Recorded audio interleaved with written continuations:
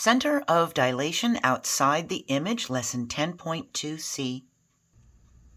The center of dilation can be inside or outside the preimage and the dilated image. The center of dilation can be anywhere on the coordinate plane as long as the lines that connect each pair of corresponding vertices between the preimage and dilated image intersect at the center of dilation. What that means is the center of dilation can be located anywhere on the grid as long as the connecting vertex lines intersect. So if you're still confused, the center of dilation can be located anywhere on the grid as long as the connecting vertex lines intersect. So from A to A prime, we draw a line, and so on. We connect each corresponding vertex and continue each line. Their point of intersection is the center of dilation. We can do this to find the center of dilation for an enlargement or a reduction. We can even start at the center of dilation and draw line segments through the preimage and the image upward. Triangle ABC is in quadrant 1. It's telling us to graph the image of triangle ABC after a dilation with the origin as its center and a scale factor of 2. What are the vertices of the image?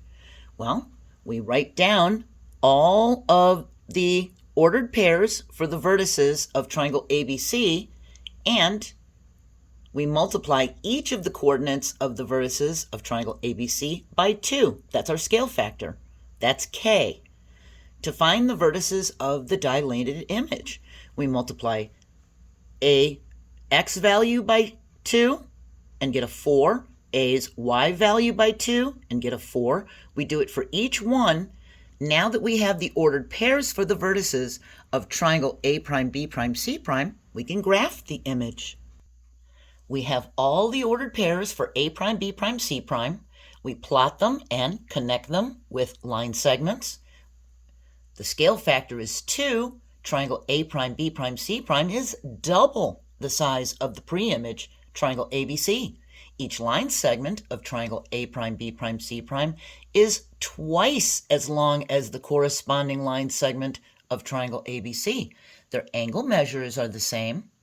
The shape and orientation didn't change, only the size changed.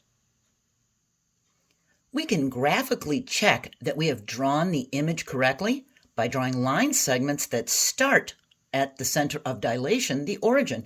It told us that the center of dilation was the origin. We draw line segments through each vertex of the pre-image to make sure they pass through the corresponding image vertices. From 0, 0, the origin, we draw a line segment through A to A prime. We repeat it for B to B prime and then for C to C prime. If the lines pass through each corresponding image vertex, we did the dilation correctly. So it's got to go from the center of dilation through the pre-image vertex, and then it's got to pass through that image vertex. If it doesn't line up, we did something wrong. Now this one's telling us to graph the image of triangle PQR after a dilation of 1/4. So algebraically, we're going to have the xy values of triangle PQR, and it's going to map to our k value is 1/4, so it's going to be 1/4 times the x values and 1/4 times the y values.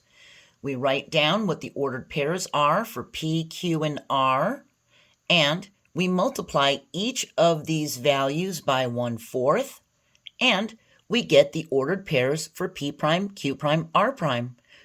We plot them, connect them with line segments, and we have drawn the image of triangle P prime, Q prime, R prime. And since the scale factor is less than 1, it's 1/4, this dilation is a reduction. We can write any algebraic rule for a dilation if given the scale factor. We put x and y in parentheses, and if the scale factor is 4, we just write 4x, 4y. If the scale factor is 1/4, we just write 1/4 x, 1/4 y. Knowing the scale factor, we can make an algebraic representation of the dilation. So remember, for your notes, if we have k is greater than 1, then we know that the dilation is an enlargement. If k is equal to 1, if that's the scale factor 1, well, the preimage and the image are the same size. They're 1 to 1. Now, the way we read this when we have two inequality symbols is we start in the middle. So we would read this first and say k is greater than 0 and less than 1. So we start in the middle and we go this way, and then we come back and go this way. K is greater than 0 and less than 1. That's a reduction. When it's between 0 and 1, we know it's a reduction. We're finished with 10.2 and we're moving on to 10.3 already.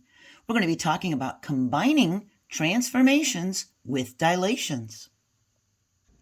I hope I explained all this correctly, and I hope you really are starting to understand dilations, and I hope you join me for 10.3.